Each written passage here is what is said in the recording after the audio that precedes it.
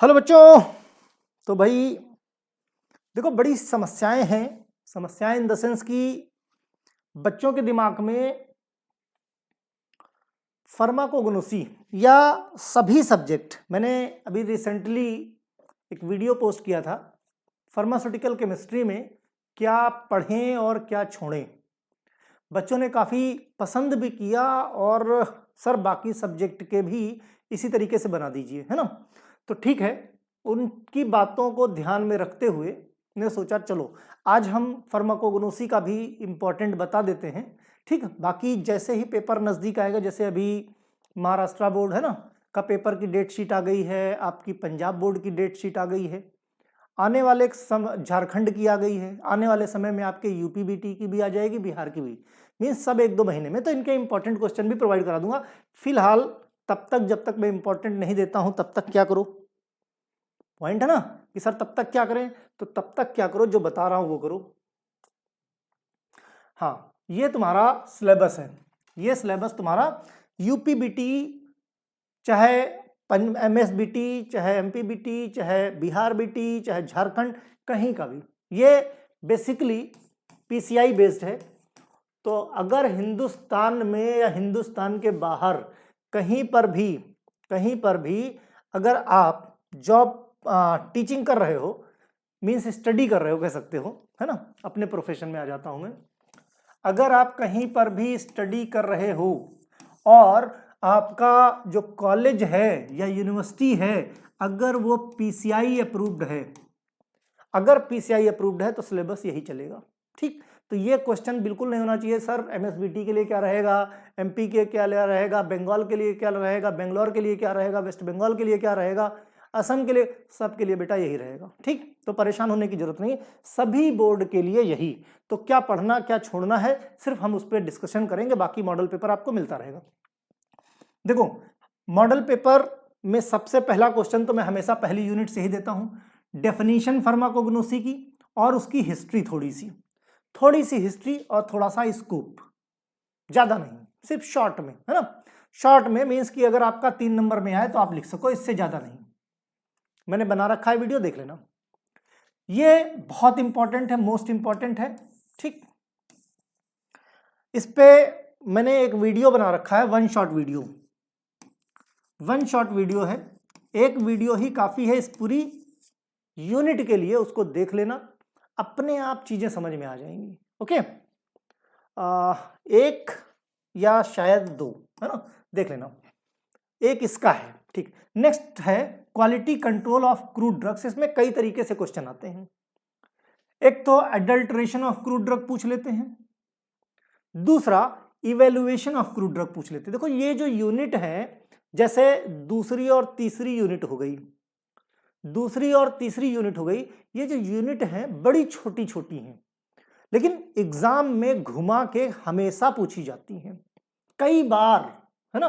कई बार तो सीधा क्लासिफिकेशन ऑफ ड्रग्स पूछ लिया गया, उसमें सब कई बार आपसे केमिकल मेथड या केमोटैक्सोनॉमिकल या फार्माकोलॉजिकल या फिजिकल मेथड, ये मींस क्लासिफिकेशन के टाइप दे के पूछ लिया। तो इन 2 यूनिट में कुछ भी नहीं छोड़ना है, जो मैंने पढ़ाया है, कहां से पढ़ना क्या पढ़ना, जो मैंने पढ़ा दिया सफिशिएंट है। PDF भी अवेलेबल है यूट्यूब पे, आप हमारे एप्लीकेशन पे, एप्लीकेशन बहुत सारे बच्चे जो नए हैं, AV केमिस्ट्री क्लासेस का एप्लीकेशन है प्ले स्टोर पे, इसको डाउनलोड करके आप बहुत सारे फायदे ले सकते हो, जिसमें टेस्ट सीरीज ट्रिमेंडस है। आप अगर टेस्ट सीरीज खाली सॉल्व कर लेते हो तो बैग ऐसे ही बच जाएगी अकेले टेस्ट सीरीज से, है ना। खैर, तो ये क्लासिफिकेशन है, ये दोनों यूनिट आपको बिल्कुल छोड़नी नहीं है, इसमें से मतलब कुछ नहीं। हाँ, नेक्स्ट आ जाओ, brief outline of occurrence distribution isolation identification test. अब इसमें मैंने सेपरेट एल्कलॉइड का एक वीडियो बनाया है, एक टर्पेनॉइड का बनाया है, एक ग्लाइकोसाइड का, एक वोलाटाइल का, एक टैनिन और एक रेजिन का, जिसमें से एल्कलॉइड और ग्लाइकोसाइड ये दोनों एग्जामिनर के बड़े फेवरेट क्वेश्चन हैं, बड़े फेवरेट हैं, जो अक्सर पूछते हैं। जब एग्जामिनर कभी बहक जाता है या नया आ जाता है तो वो रेजिन, टैनिन और वोलाटाइल भी पूछ लेता है। लेकिन मतलब कहने का मतलब समझो, अगर आपको सिर्फ 2 पढ़ने हैं तो आपको 50% इंपॉर्टेंट एल्कलॉइड, 50% ग्लाइकोसाइड, सिर्फ 2 पढ़ने हैं। अगर समय मिलता है तो फिर आपको रेजिन और टैनिन के बारे में भी सोचना चाहिए। फिर भी मैं यही कहूंगा कि ग्लाइकोसाइड और एल्कलॉइड जरूर पढ़ के जाना। दूसरी बात ये, बाकी ये 2 अच्छे से पढ़ लो, बाकी रेजिन, टैनिन और वोलाटाइल की बात हो गई। एक एक बार मेरे वीडियो देख लो, सिर्फ एक बार देख लो, देखने के बाद आपको शायद पढ़ने की जरूरत नहीं पड़ेगी, अपने आप याद हो जाएगा। मीन्स कुछ चीजें अच्छे से पढ़ के जाओ और कुछ चीजों का आइडिया लेके जाओ, ठीक। अब आती है आपकी सबसे बड़ी टेंशन, जो आती है 5वीं यूनिट। 5वीं यूनिट में तुमको कुछ नहीं करना है, तुमको एक A4 साइज का पेपर लेना है। क्या करना है? एक A4 साइज का पेपर लेना है और इस तरीके से 3 लाइन खींच लेनी है। इस तरीके से 3 लाइन खींच लेनी है। इस तरफ तुमको बायोलॉजिकल सोर्स और फैमिली लिखनी है, बायोलॉजिकल सोर्स और फैमिली लिखनी है, ठीक।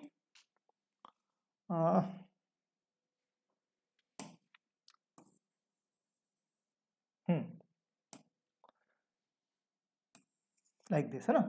इधर आपको बायोलॉजिकल सोर्स और उसकी फैमिली, इस तरफ आपको उसका केमिकल कंस्टिट्यूएंट और इधर उसका मेडिसिनल यूज। बाकी किसी चीज पे ध्यान नहीं देना, ठीक। अब क्वेश्चन ये उठता है कि सर सारा का लिख दें।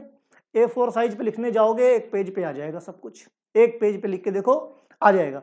फिर भी बहुत सारे बच्चे, सर इसमें भी कुछ ऑप्शन दे दीजिए कि कुछ कम हो जाए। देखो, स्टूडेंट की डिमांड कभी नहीं खत्म होती, आप कितना भी करते जाओ, सर अभी ये कमी है ना। पहले बच्चे, सर मॉडल पेपर दे दीजिए, फिर मॉडल पेपर को हिंदी में दे दीजिए, मैंने वो भी कर दिया। फिर अब सॉल्व करके दे दीजिए, कुछ सब्जेक्ट के सॉल्व करके दे दिए, तो बाकी के सॉल्व करके। तो इन सब चीजों में समय लगता है। फिलहाल 5वीं यूनिट के लिए आपको कुछ नहीं, इस तरह की एक टेबल बना लेनी है। अगर फिर भी बात किया जाए तो कई बार लग्जेटिव, कार्डियोटॉनिक, जीआई रेगुलेटर, है ना, GI regulator, drug acting on nervous system में आपका बेलाडोना, ओपियम, इफेड्रा, है ना, टी लीव्स पूछ लेते हैं। इधर ब्लैक कटेचू और ब्लैक पेल कटेचू में डिफरेंस पूछ लेते हैं। Myrobalan, nutmeg, cinnamon, black pepper, cardamom. इधर डिजिटलिस अर्जुना, ये अलोए और सेना आपका बहुत इंपॉर्टेंट है। कैटेगरी की अगर हम स्पेशली बात करें तो कैटेगरी में लग्जेटिव, कार्डियोटॉनिक, है ना। पहले हम कैटेगरी की बात कर लेते हैं, फिर आपको बताते हैं। Anti tumour, anti diabetic, diuretic, बहुत इंपॉर्टेंट है। ऑक्सीटोसिक कैटेगरी बहुत इंपॉर्टेंट है, ठीक है। ये बात हुई काहे की कैटेगरी की। अब ड्रग की बात कर ले। ड्रग में आपको वसाका, रावुल्फिया, है ना, विनका की बात करो, जिम्नेमा, गोखरू, इपेकाउना, मिर और टर्मरिक, ये जो ड्रग्स हैं, सिनकोना और एरगट। एरगट तो बहुत ही इंपॉर्टेंट है, ठीक। ये बहुत मीन्स इस तरीके से आप देख सकते हो कि इंपॉर्टेंट टेबल बना सकते हो। फार्मास्यूटिकल एड्स पे डायरेक्ट शॉर्ट नोट आ जाता है कि short note on pharmaceutical ads, है ना। तो अगर इस तरीके से पूछ लिया तो कोई भी 2-3 याद कर लो। अदरवाइज कैओलिन हो गया, ट्रैगाकैंथ हो गया, है ना, और ग्वारगम हो गया, ये आपसे स्पेशली अलग से पूछ लेते हैं, ठीक। मिसलेनियस में कभी पूछते हैं, कभी नहीं पूछते, खासकर तुलसी और गुग्गुल देख लेना। तो जितना था मेरे ख्याल से मैंने आधे से भी कम कर दिया है। ओके, अब बात करते हैं 6ठी यूनिट की, बहुत छोटी सी है। Plant fibres and surgical dressings. Plant fibre surgical dressing पे कई बार शॉर्ट नोट पूछ लेते हैं, कई बार सूचर्स पे शॉर्ट नोट पूछ लेते हैं। सूचर्स क्या होते हैं ना, या सूचर्स एंड लिगेचर्स करके पूछ लेते हैं। जो क्वेश्चन आए हुए मैं उनकी बात कर रहा हूं, ठीक। अगर इस तरीके से नहीं पूछते तो कॉटन और वूल, ये बड़े इंपॉर्टेंट है, शॉर्ट नोट इस पे पूछ लेते हैं। फिर बेसिक प्रिंसिपल, आयुर्वेदा, सिद्धा, यूनानी, होम्योपैथी, जिसमें से आयुर्वेदा और सिद्धा बहुत पूछा जाता है। ये 2 बहुत पूछा जाता है। पिछले 1-2 साल से होम्योपैथी पहले नहीं पूछा जाता था, पिछले 1-2 साल से इसको भी पूछना शुरू कर दिया है। फिर भी मैं यही कहूंगा, इनके वीडियो एक बार देखना। आपको वीडियो जब देखोगे तो बहुत इंटरेस्ट आएगा। दूसरी बात ये कि बहुत सारी ऐसी चीजें हैं जिनके बारे में आपको पता ही नहीं है कि ये चीजें आयुर्वेदा में हैं, ये चीजें सिद्धा में हैं, ये यूनानी है, ये होम्योपैथिक पद्धति है, राइट। तो मैंने बुक से थोड़ा सा बाहर निकल के और आपके नॉलेज को इंक्रीज करने के लिए उसमें बहुत सारी ऐसी इंटरेस्टिंग चीजें डाली हैं कि वीडियो देखने में तुमको अच्छा लगेगा और इंटरेस्ट आएगा। सिर्फ ऐसा नहीं कि कहानी के लिए, एग्जाम पॉइंट ऑफ व्यू से वो लिख के आओगे तो एग्जामिनर भी खुश होगा, पढ़ेगा और नंबर भी अच्छे देगा। दूसरों से कॉपी आपकी अच्छी होगी तभी आपको दूसरों से अच्छे नंबर मिलते हैं, राइट। फिर method of preparation of Ayurvedic formulation, कई बार मेथड ऑफ प्रिपरेशन ऐसे ही पूछ लेते हैं शॉर्ट नोट में। कई बार अरिस्टा असावा बहुत फेमस है, अरिस्टा असावा की बात कर लो या लेह और भस्म की बात कर लो। फिलहाल इनके जब वीडियो देखोगे तो मैंने उसी तरीके से देसी तरीके से बताया है। जैसे भाई ये आयुर्वेदिक मेथड्स है ना, एंशियंट टाइम के हमारे पूर्वजों के टाइम पे जब आधुनिक मशीनें नहीं हुआ करती थी उस टाइम पे वो कैसे ट्रीटमेंट किया करते थे, उस टाइम की बात कर रहे हैं। तो मैंने भी उनको उसी तरीके से आपको बताया है कि बिल्कुल दिमाग में जोर डालना ही नहीं पड़ेगा और चीजें आपको याद हो जाएंगी। ओके, ये अकेले एक क्वेश्चन पूछा जाता है, role of medicinal and aromatic plants in national economy है एंड देयर एक्सपोर्ट पोटेंशियल। एक वीडियो, सिंगल वीडियो है इसका, एक वीडियो देख लोगे काम हो जाएगा, ठीक। और ऐसा नहीं कि बुकिश लैंग्वेज में, चीजों को समझने की कोशिश कीजिए। फार्माकोग्नोसी है, राइट, ये हमारे पूर्वजों के टाइम की है। ये एलोपैथिक होम्योपैथी ये तो अब अभी की है, मेन तो हमारा यही है, अस्तित्व तो ये होम्योपैथिक का यहीं से आया है, ठीक है। फिर हर्ब्स एंड हेल्थ फूड की बात करें, इसमें न्यूट्रास्यूटिकल्स कई बार पूछते हैं, प्रोबायोटिक और prebiotic, dietary fibres, omega 3 fatty acids, ठीक, ये इंपॉर्टेंट है। हर्बल फॉर्मुलेशन एक वीडियो बनाया है, देख लेना खाली। हर्बल कॉस्मेटिक की बात करें, हर्बल कॉस्मेटिक में बहुत रेयर, बाकी थेरेपेटिक कॉस्मेटिक यूज एलोवेरा और आलमंड ऑयल के पूछ लेते हैं, बाकी कुछ पूछते उसते नहीं है इसमें, है ना। हर्बल कॉस्मेटिक पे ही डायरेक्ट शॉर्ट नोट पूछ लेते हैं तो उसमें एक दो चीज एक्सप्लेन कर देना।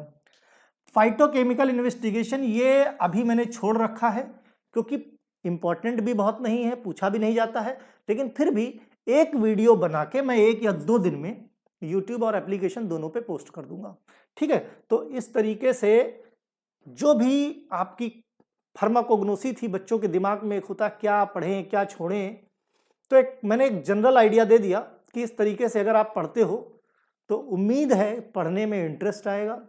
और जिस तरह मैंने बताया, बहुत ब्रेन नहीं अप्लाई करना है आपको, ब्रेन अप्लाई करने की जगह सिर्फ कहाँ है, सिर्फ ये 5वीं यूनिट में और 4थी यूनिट में।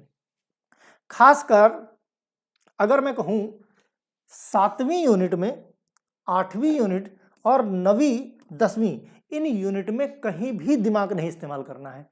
खाली वीडियो देख लो और वीडियो देख के मनन कर लो, अंदर इंगर मीन्स सोच लो कि तुमको क्या लिखना है, बस। इन 4-5 यूनिट में कुछ भी नहीं है डियर, सिर्फ अपनी लैंग्वेज में मिक्स करके लिख के चले आओ।